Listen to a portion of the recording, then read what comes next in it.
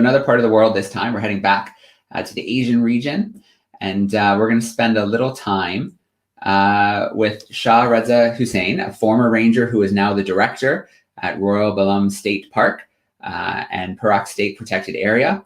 And he's going to also be joined by Fong, who's the head of conservation and enforcement at Royal Belum State Park. So let's bring the two of them in to say hi. Here we go. Hi, Shah. Hi, Joe. I'm good. Thank you so much, Joe. This is really an awesome program. Awesome. Oh, thank you so much. It's just been such a pleasure so far. We're 4.5 hours in, and we've spoken to so many rangers around the world. So it's just been a real honor to share so many stories today. Okay, I've been following, and you've put some great guys on. In the spirit of the Ranger Brotherhood globally. I and Fong from Perak State Parks would like to say Happy Rangers Day. All right, excellent. Well, I think I think we'd like to get to know the two of you better. So, Shah, do you want to start? Maybe just tell us a little bit about yourself, and then Fong, you can do the same thing, and then I think you might have a little presentation to show us. Yes, I've got a 5-minute presentation. I'll just start before I let Fong say something. I've been in conservation for over 23 years, old man. I started in WWF Malaysia and then in various other conservation and environmental NGO. And a couple of years ago, 3.5 years ago, actually, I was given the task to head the protected areas in the state of Perak. I'll explain that a little bit afterwards. So yes, I've been a career conservationist, more a practitioner the last couple of years.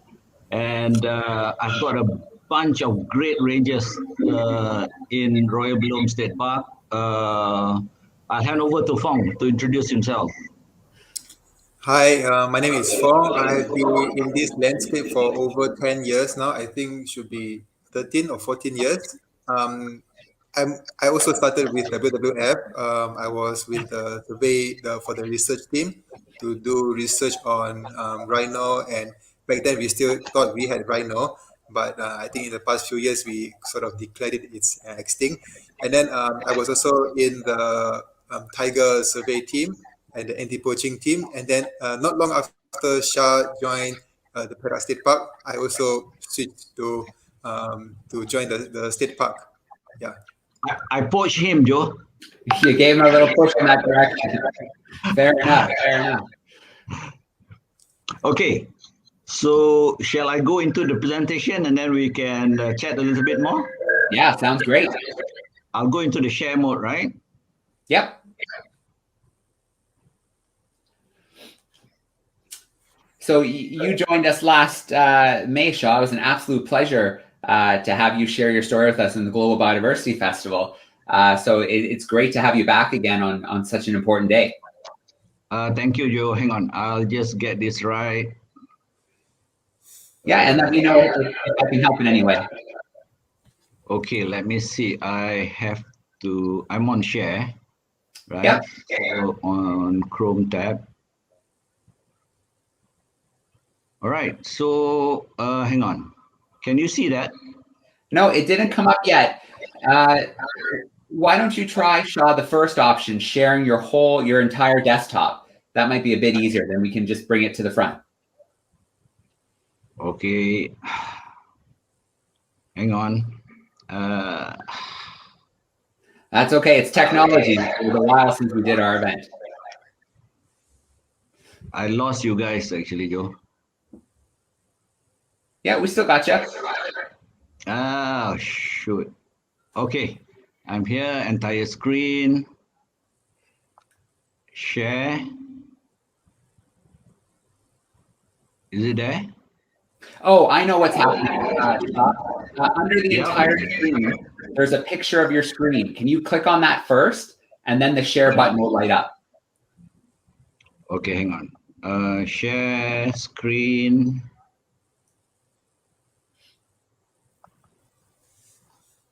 Oh, man. Okay. That's okay. We'll get it.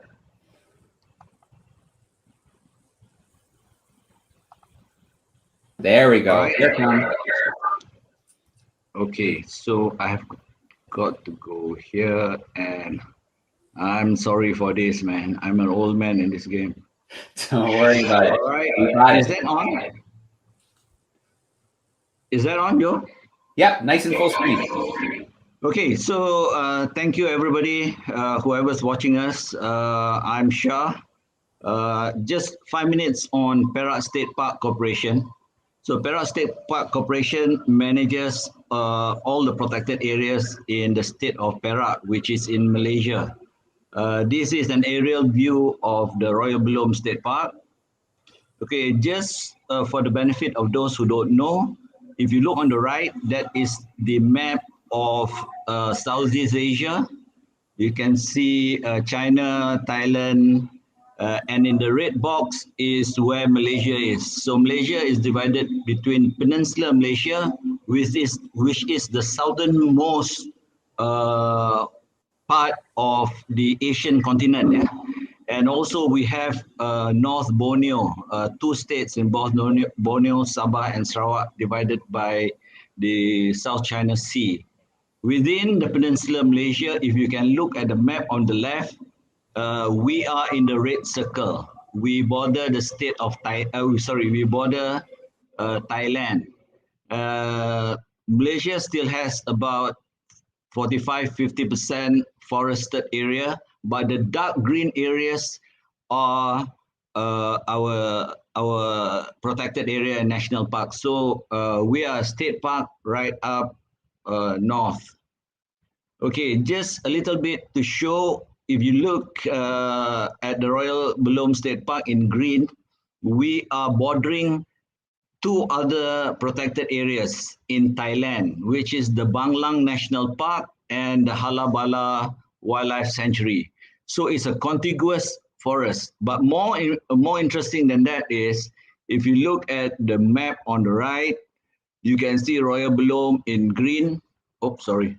Royal Belum in green, Banglang National Park, Halabala Wildlife Sanctuary, light green on top of us, and the blue areas are actually forest reserve. They are not protected forests per se, but they are forest reserve. So Royal Belum is surrounded by a contiguous big forested area. And we have, of course, our partners in Thailand who are also protecting. We are almost 400,000 hectares of forest. So it's a very important place for wildlife, flora, and fauna. Okay. And Royal Belum is one of the most critical area for the Malayan tiger. For those who don't know, the Malayan tiger is endemic to the Malaysian peninsula, to peninsular Malaysia. Okay. From the last tiger survey, which ended end of last year, the estimate is that we have less than 200 Malayan tiger. So as a subspecies globally, can you imagine less than 200 of these magnificent Malayan tigers? And Royal Belum is one of its key habitat. Of course, we have the gaur, the sladang, we have, Asian elephants and all else. This is just a picture of the landscape of Royal Belum. It is thick, dense, mountainous terrain, which our rangers operate in. The only access into this area is by foot. There is no roads, there are no motorized vehicle, there's nothing. You take a boat, we drop you somewhere by the side, and you walk in days and days and days. So it is a very tough, dangerous, and extremely hostile environment. Okay, the biggest threat that we do not have threat of habitat loss in the protected area because as the name implies, we are totally protected. So the flora are protected. But in terms of the fauna, the biggest threat is poaching and trafficking. This is a picture of a wire snare that is commonly used, cheap and effective. This snare can take an elephant. And while the prize is the Malayan Tiger, but this nest is indiscriminate in killing whatever wildlife that steps on it. The sun bear, the panther, the deers, even elephants get snared and die a painful death on this wire snares. So these are some examples of poachers being caught by our rangers, and as you can see, they are weaponized. They carry weapon. Okay, so the only effective way to monitor a tropical rainforest is by foot. So foot patrol is the most effective way. And to do that, we need to train our rangers well in the science of in the science of patrolling, meaning looking at signages and other basic techniques of anti-poaching. To do this well, we collaborate because no one party can do this well. We work with Pantera to train our rangers. We have WWF and some photos here of our training with Pantera. And then there's Fong there in the middle. And what we are proud and we want to highlight here is our rangers have gone into training the local indigenous community. So this in Royal Belum, we only have one tribe of indigenous community called the Jahai, and we have set up the Mendrak Patrol Unit trained by our rangers, which follows our rangers doing patrolling. They are truly magnificent in terms of their commitment. And this group of Orang Asli or indigenous youth is supported by other NGOs such as Rimau that looks after tiger protection. So these are some of the community-based conservation patrolling rangers of the local communities, of the indigenous local community, and they have proven their worth.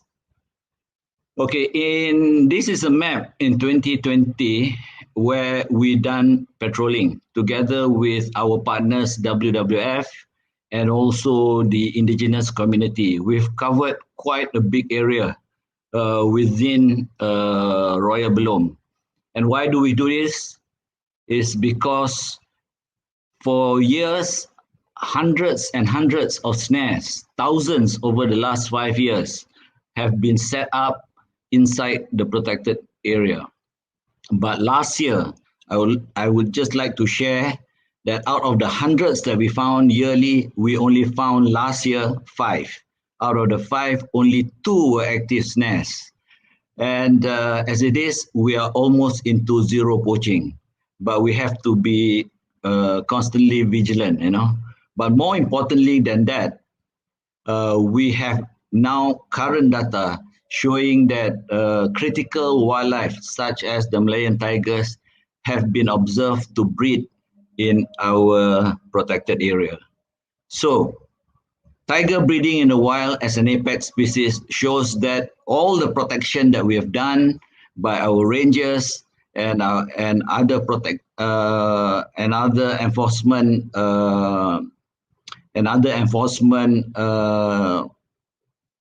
entities have proven to be very effective. So for this World Ranger Day, it's a time to pause, reflect, and show our gratitude and dedication to all the devoted custodian of our natural heritage. Okay, this is a picture of a mom with 3 cubs, and this is indeed rare. Thank you very much. Happy World Rangers Day. Oh, okay, Joe. That was great, and such a great way to end off with that picture of the 3 cubs. That really is a hopeful sign for the future. Yes, indeed. All right, excellent. Well, I think we should have a little bit of a discussion now. We still have a little bit of time left, and Of course, yeah. I'd like to zoom in a little bit more, talk a little bit more about the role of rangers in Belum, and find a little bit more about what you do. So, Fong, I'd love to bring you in to talk a little bit more. I'd love to hear a little bit more about what your day-to-day is like. What do you find yourself doing out in the field? Yeah, I think in the field, I think overall it's to keep the vigilance that we have in what's happening on the ground. So um, in the forest, like the picture that Shah showed, it's very dense forest and there's no connectivity, there's no network coverage in most areas. To know what happened in the field, it's really the most crucial thing to have. Um, it's like this. In the past few years, during the snaring crisis, where we found hundreds of snares every year, but in the span of just 3 to 4 years of the poaching crisis, because of the influx of poaching syndicates from the Indo-Chinese countries, we have lost 60% of the tiger in just within the span of 3 to 4 years. So if we are not careful enough, this would happen again, and the tiger population might be down to a stage where it's very hard to bounce back. So there's no time for us to pause and to slack in what we are doing. But we can't do this alone. That's why we have a lot of partners. We also work together with the wildlife department and also the police, the forestry department, and together that's what we are doing on the field. But just focusing in our park or within our landscape is not enough. We also have to look at the bigger environment. For example, suddenly the demand from the black market. So we are quite lucky because in the past few years, the police especially, they have stepped up and playing a bigger role in stamping poaching and also illegal wildlife trade. So while the thing is happening on the ground, but the traders are outside. So we have to tackle the traders, the big boss, in order to break the chain so that the poachers doesn't get to send into the field, into the forest to carry out their activities. So these are the things that it's easy to say, oh, we need to put more boots on the ground, but it's actually much more complicated than that. And local community is another important element that we are also focusing on, because these local indigenous people, they are living inside the park and around the park, so they have access, they have the knowledge, they have the skills and everything to be exploited by other parties. So we need to bring them in as our partners so that we can use their skills for patrolling and for anti-poaching. That also give them a way of alternative livelihood, so that they see the value of conservation. And there are a few things that we need to have all these elements in place to make sure that the wildlife is protected. And also not forgetting, we also need to, while we put in so much of effort, in the end, what we want to see a thriving wildlife. So the science, the monitoring of the tiger population or other iconic wildlife is also important, so that we know whatever we are doing is achieving the target that we want to achieve. With that, we are also working with the WWF and also the federal government, the wildlife department, on monitoring the tiger population. So it's good that we are already getting some images and evidence of breeding tigers, but we just have to keep doing this. There's no like, if you get there, then that's it, then we achieve our target. But no, if you achieve the target, there's still a lot of effort to put in to maintain that kind of achievement, or even to further improve what we are doing. Yeah. All right. Well, that's so important to hear that, it sounds like the different parties are working together, like the police, the conservationists, the community. And that must be so important. Without all the parts working together, you're just not going to have effective conservation. So I congratulate you on, the fact that it seems like everybody's kind of coming together to protect this area. Okay, Joe, can I just add to that a little Yeah. bit? Yeah. So basically, to be effective, we need to be in a collaboration. There's no way any one party can handle all this illegal poaching and trafficking. As Fong mentioned, we need to have the police to back us up in the buying side, not only the selling side. So anyway, a typical ranger in Perak State Park would spend anything between 10 to 15 days a month doing patrolling. I'm happy to say that together with our partners and our indigenous patrol team, we have successfully put a very good patrolling program in. I think we would be one of the best men in terms of staffing, in terms of patrolling team. We have over 120 people at any time, and when they go in, they have to carry anything between 25 to 35 kilos over very difficult terrain. You have a set location. Sometimes just to go into your grid point where you start your patrolling, it takes you, just to get to where you have to start patrolling, it takes you maybe 3 or 4 days of hiking over hundreds of streams. I've been with them, literally hundreds of streams and rivers you have to cross, mountains and hills to climb, valleys to go through.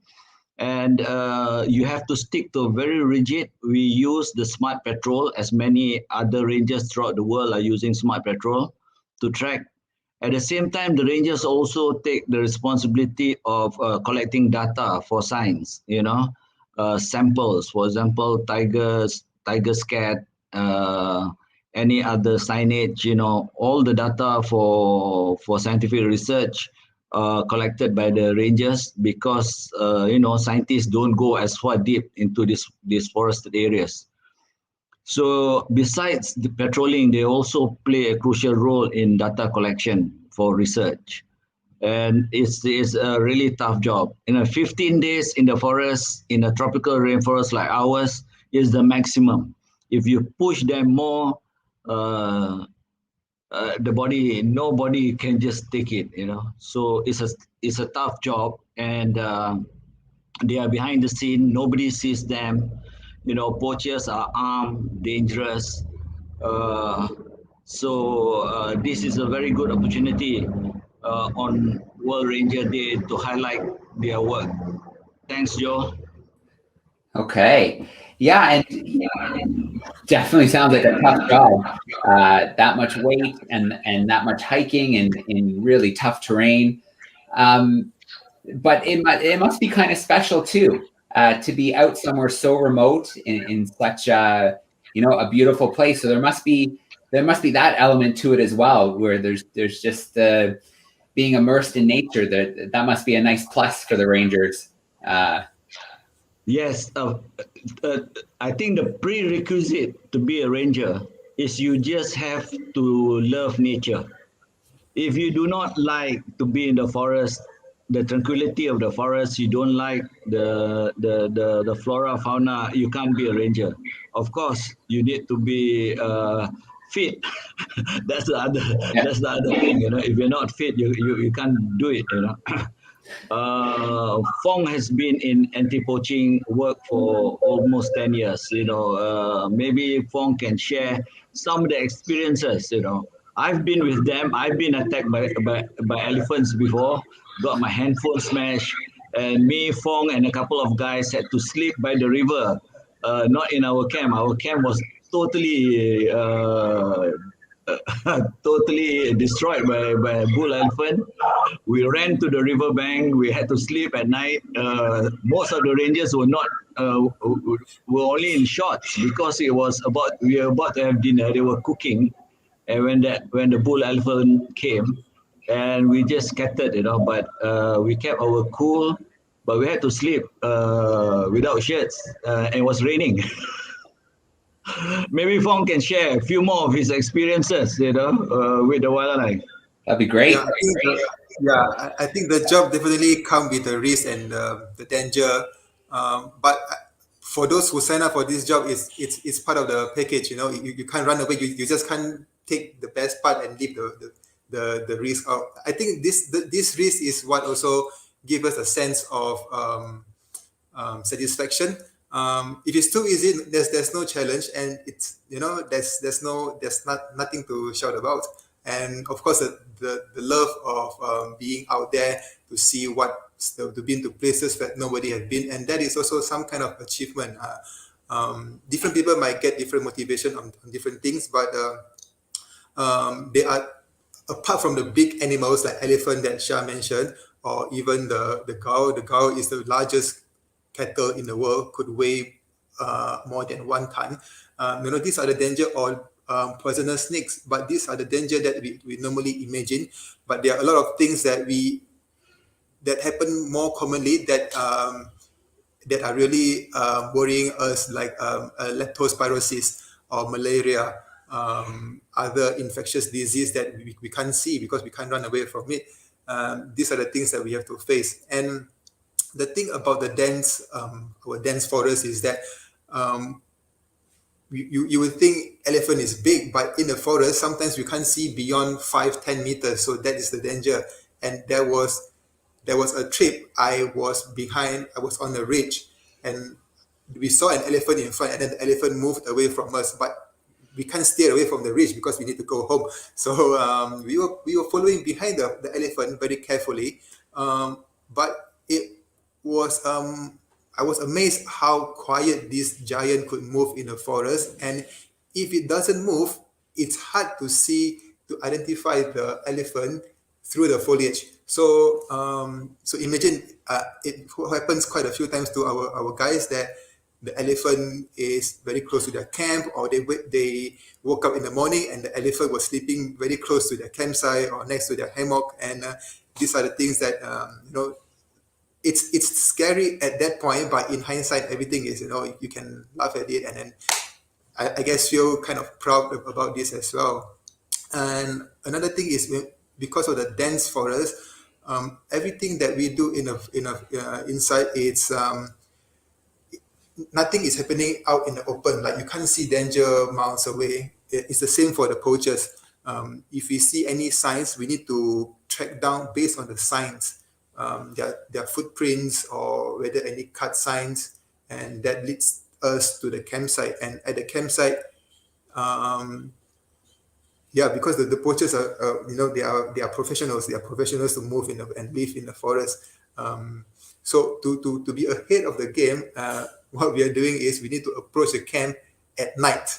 So that is even that is the most scary thing that you would encounter, because you don't know what they are up to, you don't know what weapons they have, but we just have to be careful. And because if this is what we got to do, then we got to do our best. And so far that our team has also managed to bring the operation to success for several times. And these are something that I think we should be proud of. And there's still a lot of room for improvement. I think we just have to learn along the way and see how we can pass it down to more people.